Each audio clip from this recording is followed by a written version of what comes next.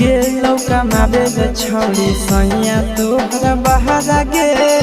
छोड़ दे न ससुरा छोड़ी चलया ना नैहरा गे गेलो कमाबे ले छोड़ी सैया तोहरा बहारा गे छोड़ दे न ससुरा छोड़ी चलया ना नैहरा गे दाल भात से बेसी मजा तो पूरी तरकारी में दाल भात से बेसी मजा